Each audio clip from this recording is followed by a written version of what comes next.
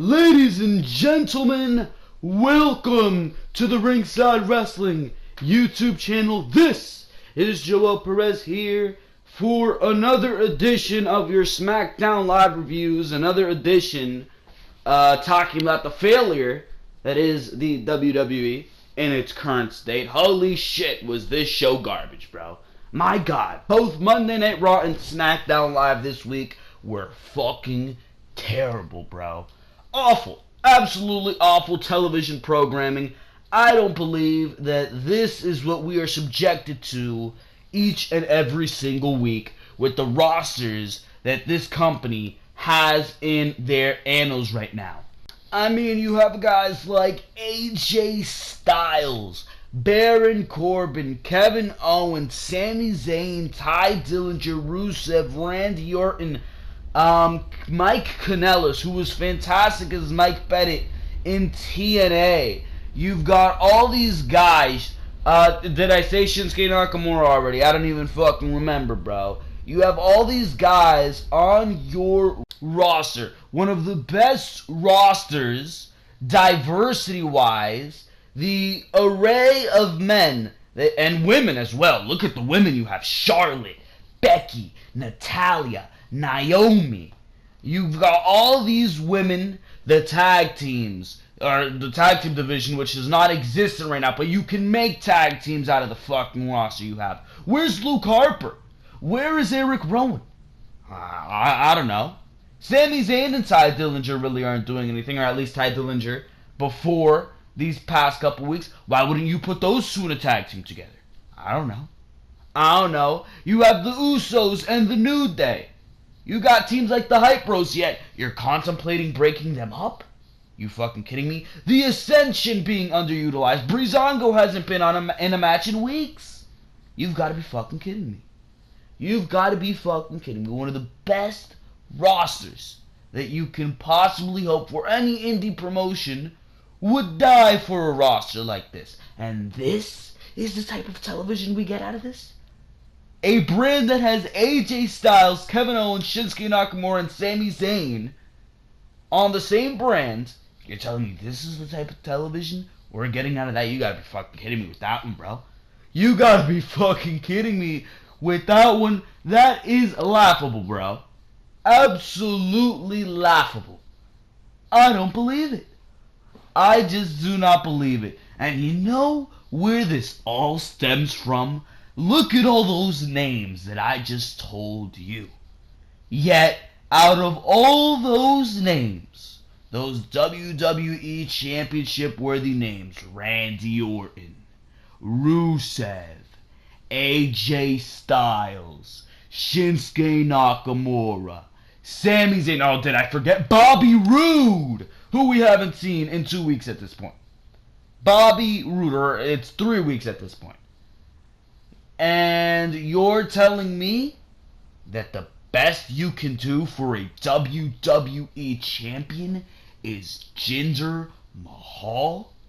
You've got to be fucking kidding me, bro.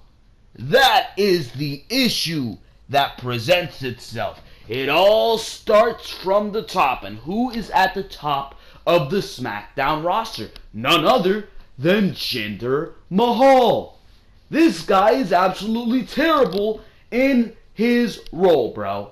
Absolutely god-awful in his role. He came out here tonight making fun like a kindergartner of Shinsuke Nakamura for the second week in a row, making fun of Shinsuke Nakamura's facial expressions. For what?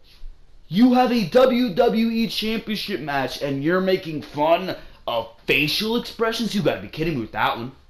This is a match that WWE is probably contemplating putting in a Hell in a Cell. You're telling me that the build for this matchup is Jinder Mahal making fun of Shinsuke Nakamura's face? Not Jinder Mahal doing something dastardly and evil to Nakamura that embarrasses and mocks Nakamura's culture.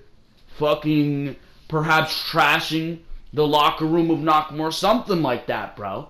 Something like that. Something that just absolutely disrespects Nakamura. Jumping him in the back. Not allowing him to go into a matchup he was supposed to have later in the night. No, you're coming out here and making fun of his facial expressions. Yeah, that's a WWE champion if I've ever seen one. You gotta be kidding me. You gotta be kidding me. And don't even get me started with this guy's in-ring ability, bro. If a WWE champion was determined off of in-ring ability, this SmackDown Live would be fucking great. AJ Styles, a Shinsuke Nakamura would be your WWE champion. Now, Sami Zayn would be your WWE champion. Certainly not a Jinder Mahal. Jinder Mahal would be in the Cruiserweight division if it was based off of in-ring ability. Holy shit. And even the Cruiserweights are better than Jinder Mahal. Definitely better than what Jinder Mahal is doing are the Cruiserweights, despite the fact that they're being booked like absolute garbage. Even the Cruiserweights are better than Jinder Mahal. Does that not speak volumes to you, bro? It definitely does to me. It definitely does to me. And this is where it stems from. The fact that the most exciting feud on SmackDown Live is not even over a championship. It is Kevin Owens and Shane McMahon. It has nothing to do with the WWE Championship, to the point where the WWE Championship scene is probably the least exciting feud on SmackDown Live, bro. You gotta be kidding me with that one. Again, I say it. You've got to be kidding me, bro. Because when I watch this show, I can't believe my eyes. I cannot believe my eyes. And after what we seen last night on Monday Night Raw, same thing applies there, bro. Same thing applies there. Nothing of excitement is being displayed on these shows. You're wondering why so many people are tuning out of Monday Night Raw and SmackDown during this football season. It's because, I mean, look at what you got on WWE television right now. Jinder Mahal as your WWE champion. And on Monday Night Raw, besides two big feuds that are going into a B-level pay-per-view, there's nothing to be seen. There is nothing to be seen on SmackDown Live besides Shane McMahon and Kevin Owens. There's nothing to be seen. And that is a problem.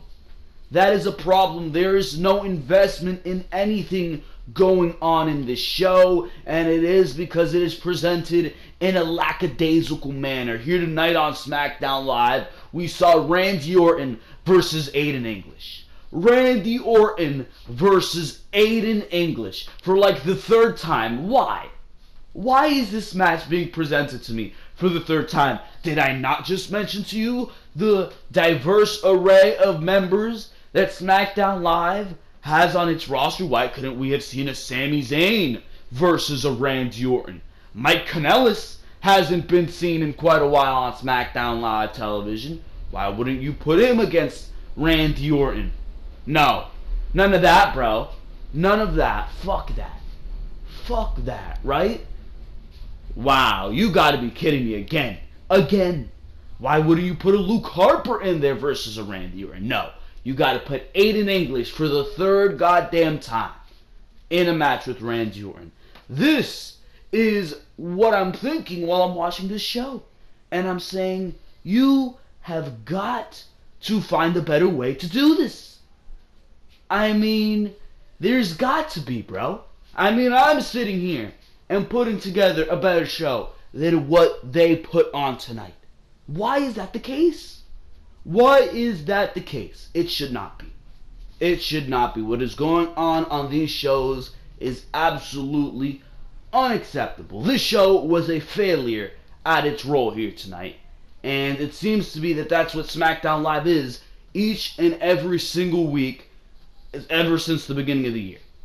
I can't help but shake that feeling that SmackDown Live is an absolute boring, unoriginal, uncharismatic, mediocre, lazy, lackadaisical show.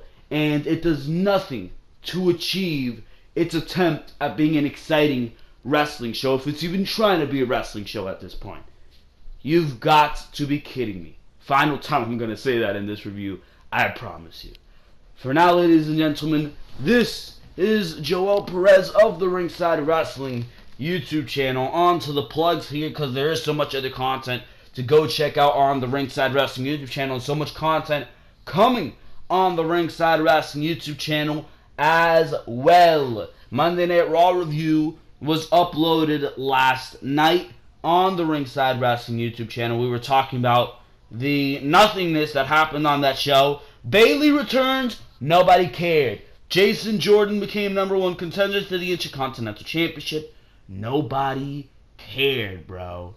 We're talking about everything that happened on Monday Night Raw, and really, nothing happened on Monday Night Raw. So we're talking about that there. Bobby Heenan, giving him a nice little tribute at the beginning of the video, so you can go check that out. Monday Night Raw review. On Saturday, we uploaded Behind the Mic episode number 37. We were talking about Daniel Bryan training with Brie Bella for an in-ring return on episode number 37. We're talking about that. Huge news story and so much other news stories as well. Usually 6 news stories on Behind the Mic. That one that I just read to you being the top one. So make sure to go check that out. Over probably an hour of content on Behind the Mic each and every single week. So you can go check that out. Mae Young Classic. Mae Young Classic happened last Tuesday. And the tournament finale, we reviewed it right here on the Ringside Wrestling YouTube channel, as well as all 8 episodes that went on demand on the WWE Network. They are put together in 2s. So episodes 1 and 2, there's a review for that. 3 and 4, 5 and 6, 7 and 8. That is all in a playlist on the Ringside Wrestling YouTube channel. So if you want to go binge on that, you can make sure to go do so right now. We also have on the Ringside Wrestling YouTube channel coming up, we'll of course have No Mercy pay-per-view on Sunday. There are pay-per-views each and every single time that those go on right here on the Ringside Wrestling YouTube channel. Preview and predictions. We're talking about everything going into that pay-per-view, the build, what I think should happen, what I want to happen, like what is my personal favorite from a fan's perspective, of course, and what WWE, being their idiotic selves, is probably going to do. We talk about everything going into No Mercy on the preview and predictions video, so make sure to expect that. It always goes up on Thursday, so on Thursday evening, probably afternoon, whatever I have the time on Thursday, or I'll probably record it Wednesday night if I'm in good graces, of course, but on Thursday you can expect No Mercy 2017 preview and predictions on the Ringside Wrestling YouTube channel, as well as a review for that pay-per-view when it goes off the air on Sunday, so you can make sure to expect that right there. I want to give a little notice over here. It's been informed that What Culture, Adam Blampied, and Adam Pacitti, King Ross, of course, many notable names in What Culture staff are going to be leaving What Culture, and clearly that has a lot to do with the YouTube wrestling community, YWC, IWC, those names leaving What Culture, clearly being the biggest wrestling YouTube channel probably on YouTube.com. I believe that is the biggest wrestling YouTube channel, if I am not mistaken. And those are some of the biggest names in What Culture. So those are the biggest names in What Culture.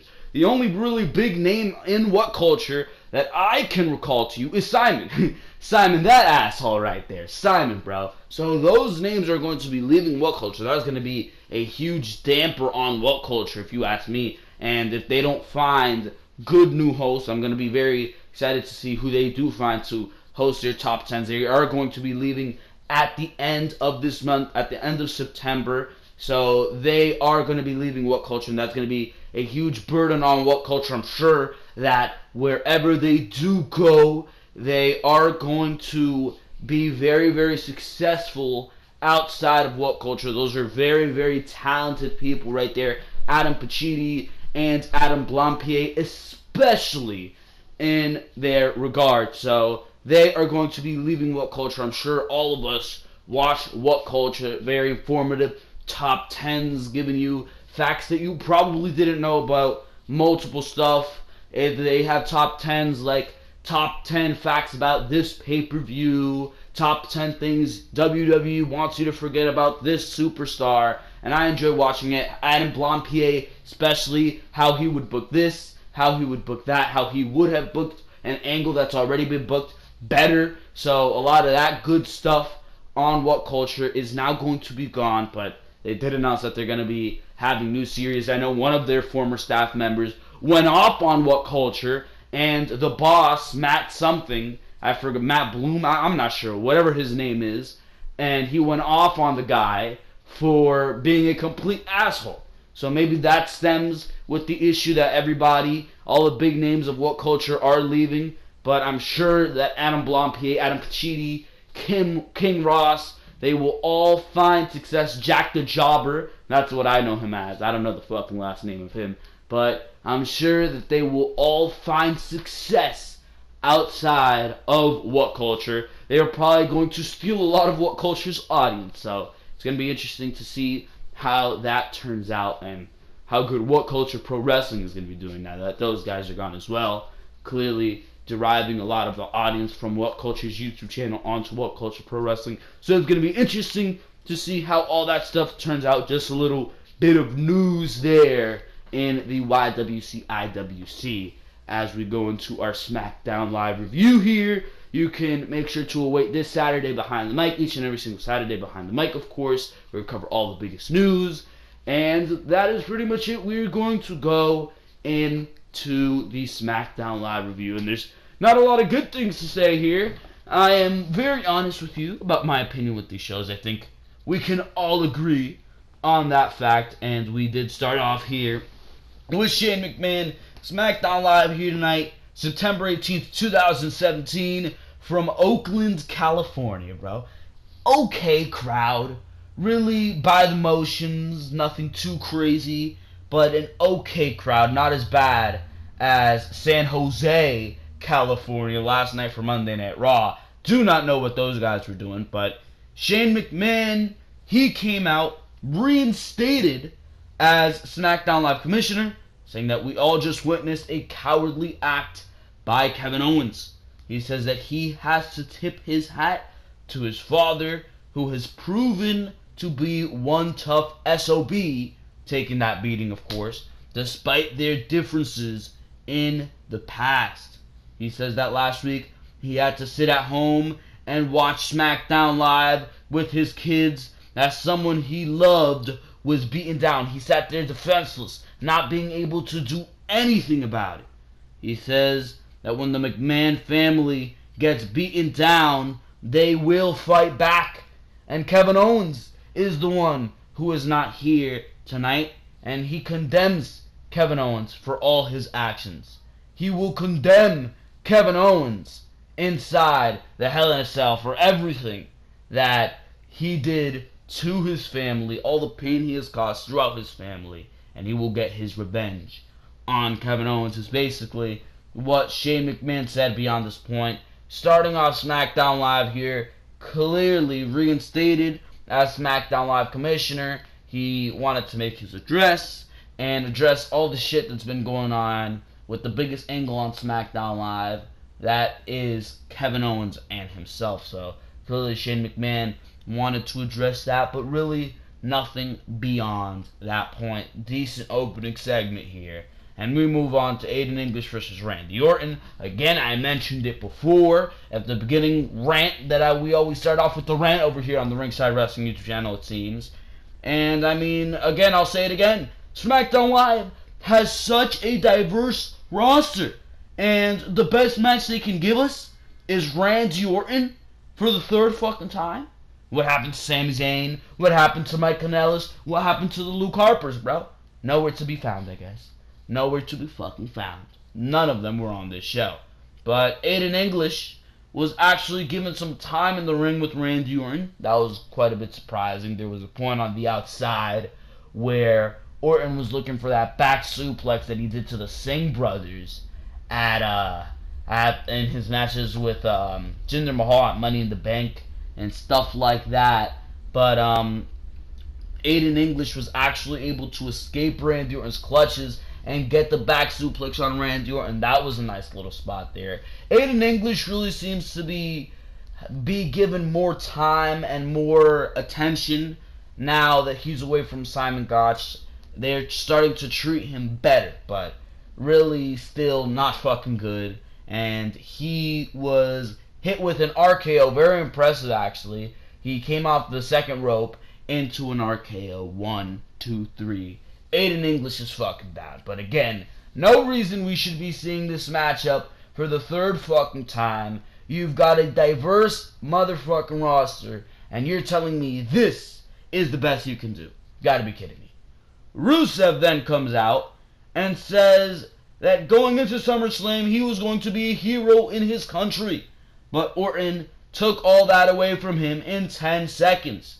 So tonight, he is going to exact revenge with the referee ringing the bell, and Rusev sending Orton into English, who for some goddamn reason was on the apron. Orton knocked English off the apron.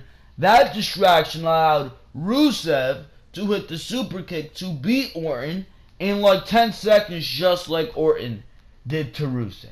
You know what I think of this? Garbage, bro.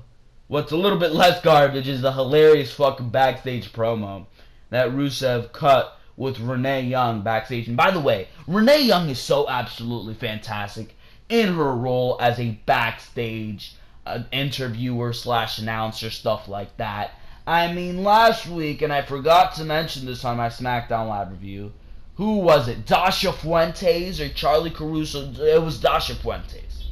This lady, Dasha Fuentes, on SmackDown Live, like an absolute goddamn robot, introduced Rusev. And here is Rusev. Like, what the fuck is that? You gotta do it with some attitude. And now introducing my guest, Rusev.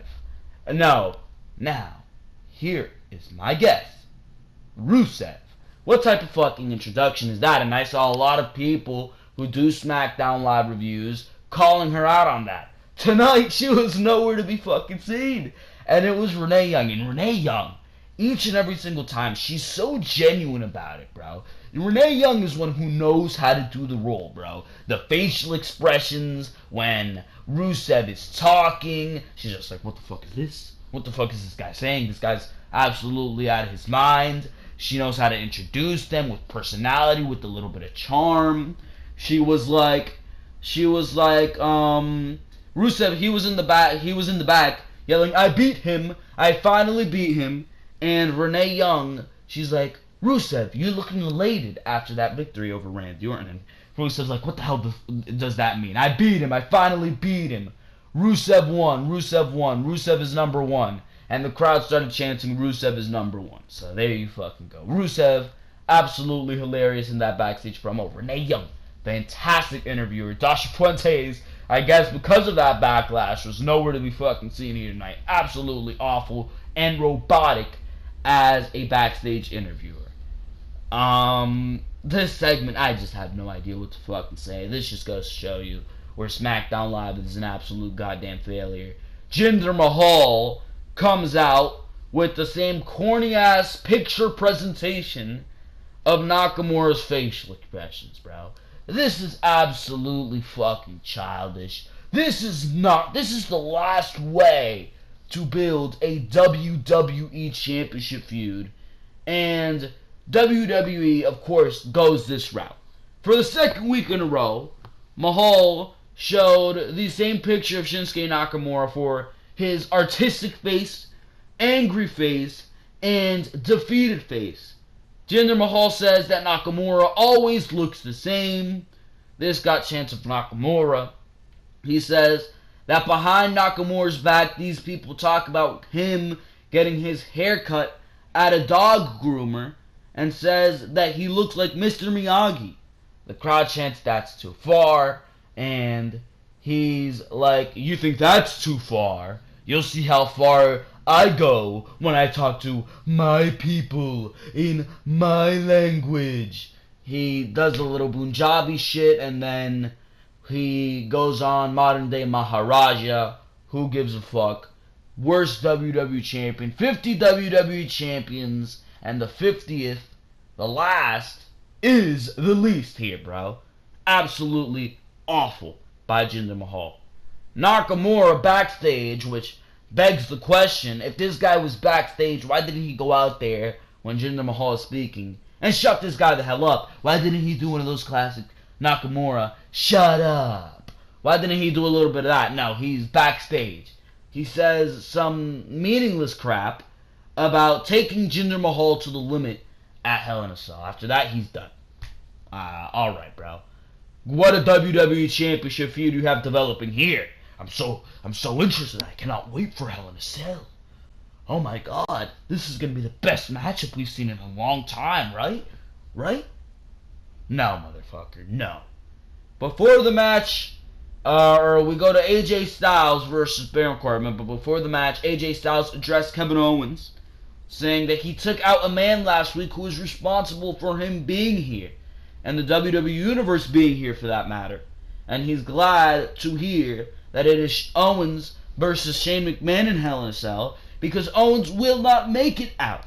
And as far as Baron Corbin, the shortcut king, according to AJ Styles, he has proven that he's nothing more than a sham when he cashed in his Money in the Bank contract and failed.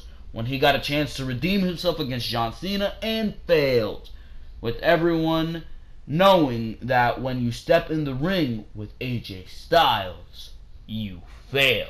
So that leads us to AJ Styles versus Baron Corbin, a matchup that never even gets started because during the introductions, Baron Corbin has to attack AJ Styles from behind. Before Baron Corbin can get very far in this assault, out comes Ty Dillinger, comes in, beats the living hell out of Baron Corbin, holy crap, beats the living hell out of Baron Corbin, injuring his knee somehow in the process.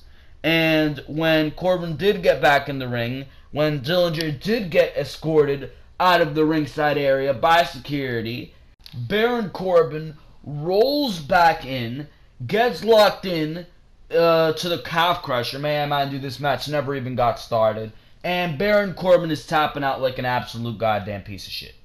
So what I would do here, since Ty Dillinger is getting himself involved each and every single week, since Baron Corbin is going to be inserted in this picture, whether we like it or not, why not do something useful out of it?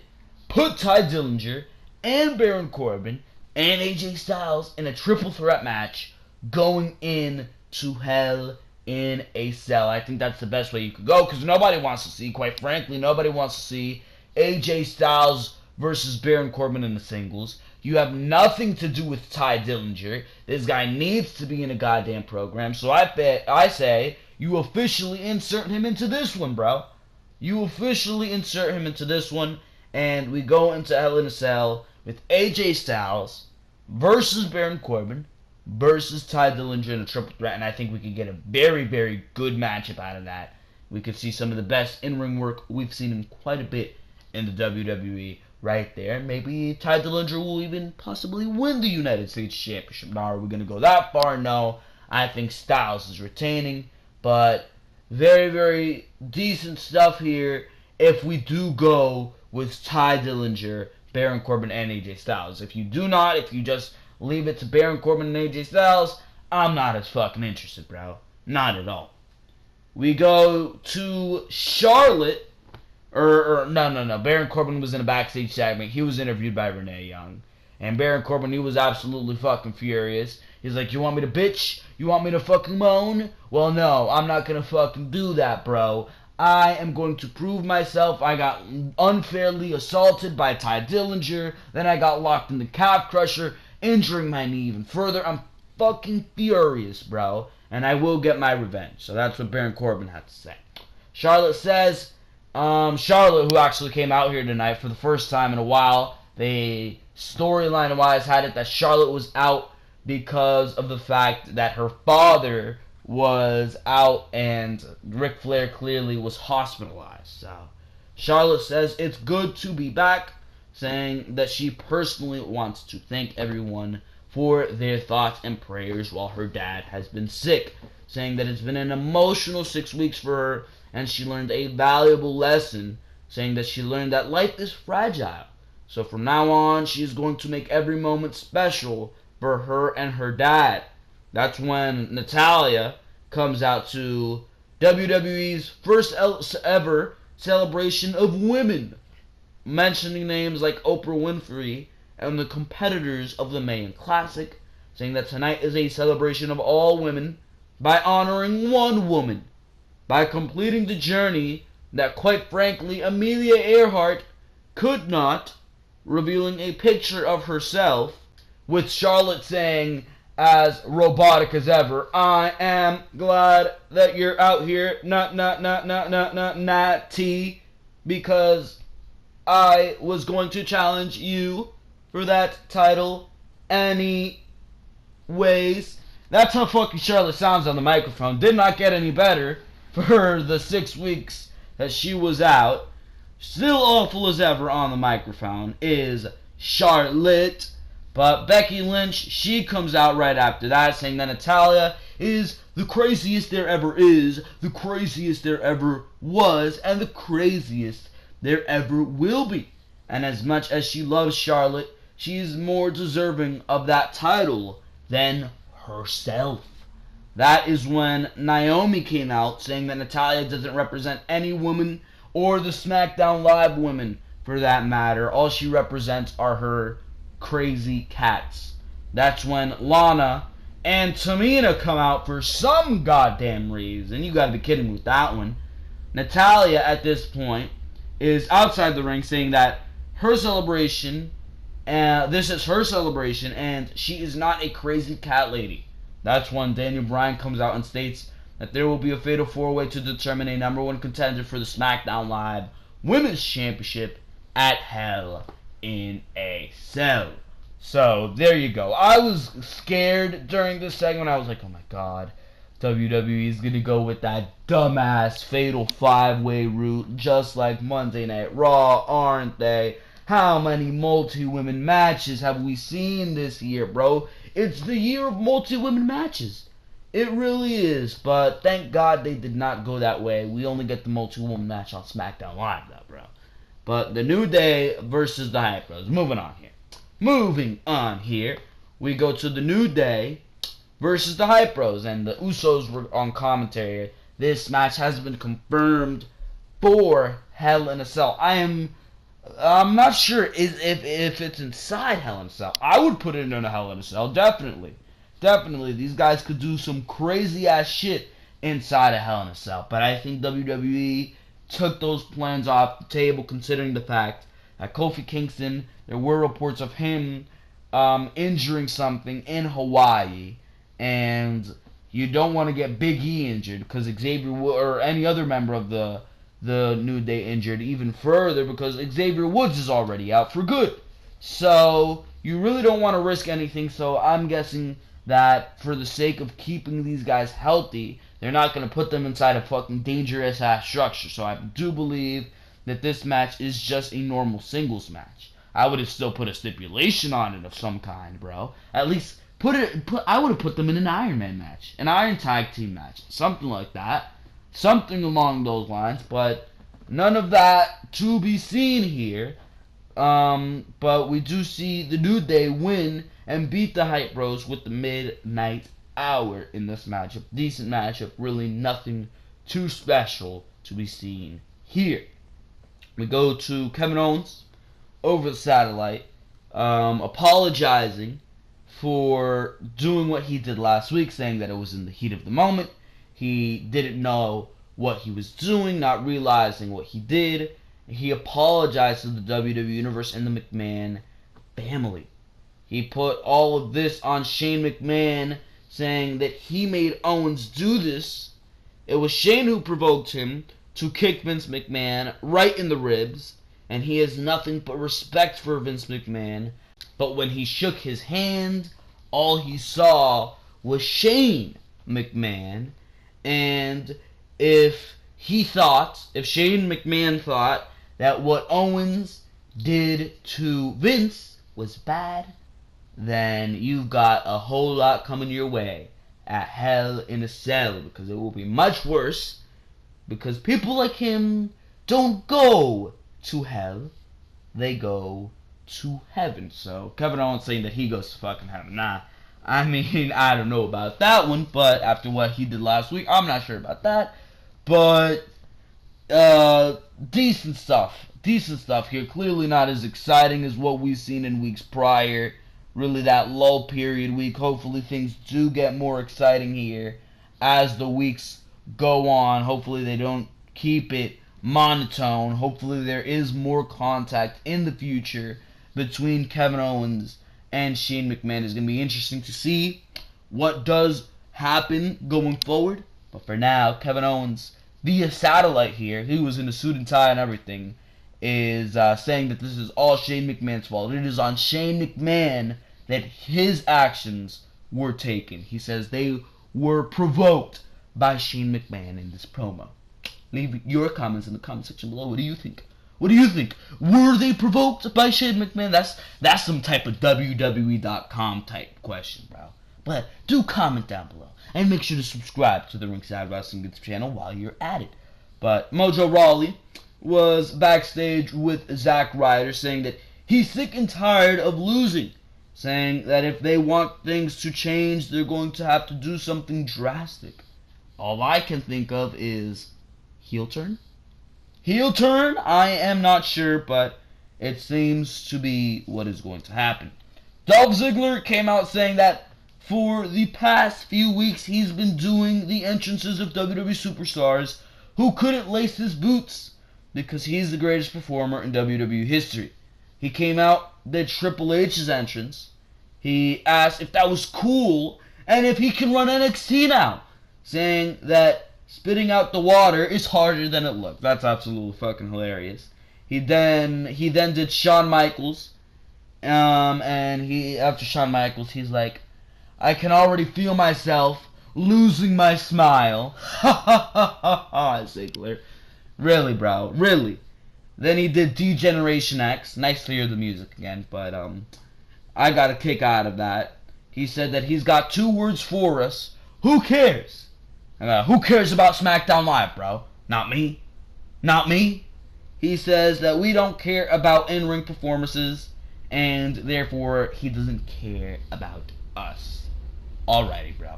I'm just waiting for Bobby Roode to come out and give you the most glorious DDT that can ever be seen, bro. Because that would be absolutely fantastic. Charlotte versus Naomi versus Becky Lynch versus Tamina. Now, I have an issue with this matchup to begin with, because how do any of these fucking women even deserve to be in this matchup? Forgot to say this earlier in the video, but why do any of these women deserve to be in this matchup? Charlotte don't care how ill her father is. Charlotte has not been in a WWE ring in a month and a half. Becky Lynch probably hasn't been in a WWE ring for the same amount of time. Naomi just had 2 women's championship matches. And Tamina is Tamina. Clearly, she should not be anywhere near a SmackDown Live women's title yet.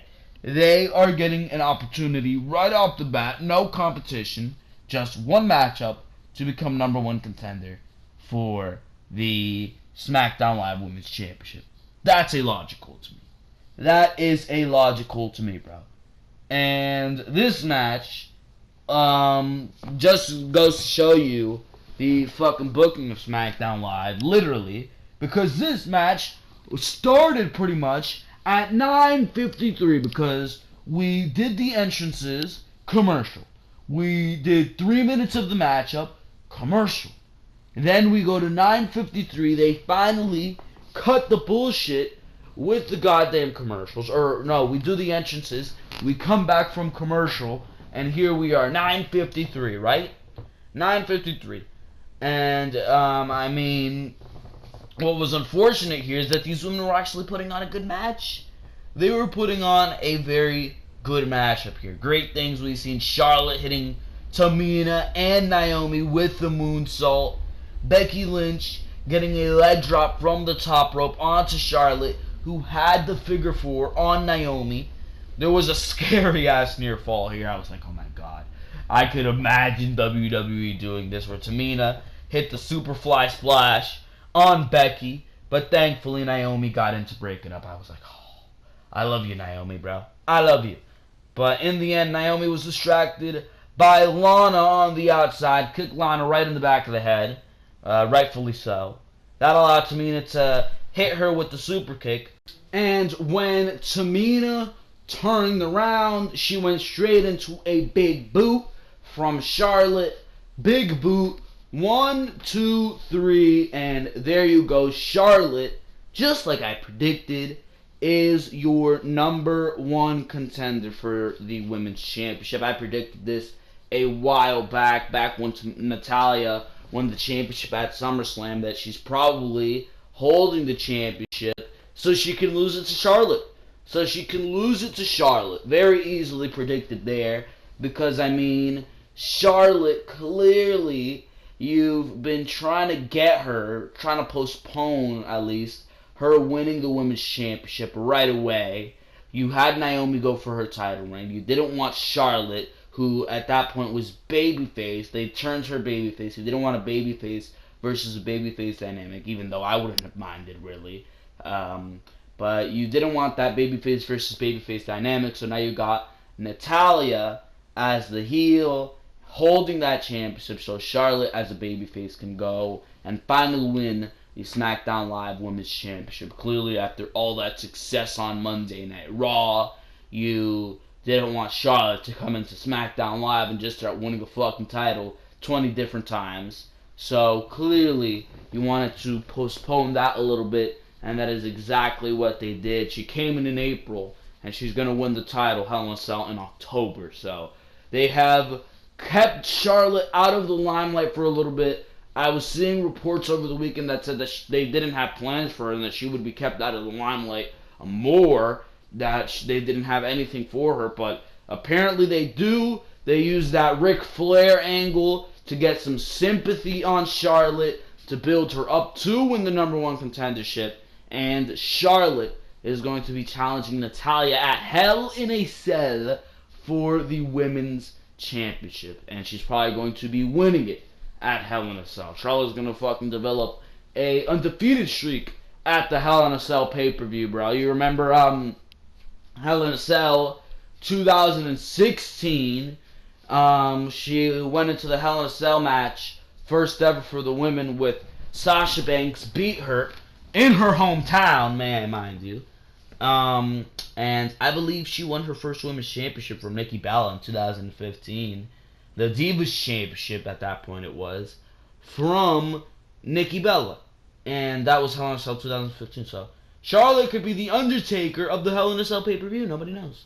Nobody knows, bro. But, I mean, there you go. That is your SmackDown Live review. Nothing of any avail on this edition of SmackDown Live by any means, bro. This show was awful, and I think we can all agree with that fact. But for now, ladies and gentlemen, this has been Joel Perez of the Ringside Wrestling YouTube channel. I hope you enjoyed each and every single thing that you heard here on this video.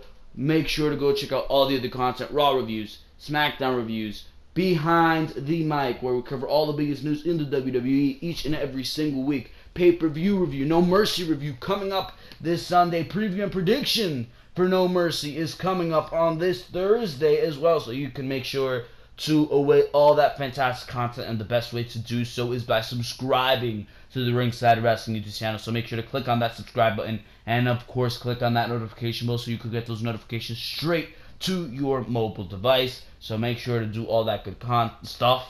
Make sure to do all that good stuff, of course. Like the video if you enjoyed what you heard here. Comment what you thought of SmackDown Live here tonight, because for now, ladies and gentlemen, this has been Joel Perez of the Ringside Wrestling YouTube channel, and for now, I am out of here. Thank you very, very much for watching this video. I will see you on Thursday for your No Mercy preview and predictions.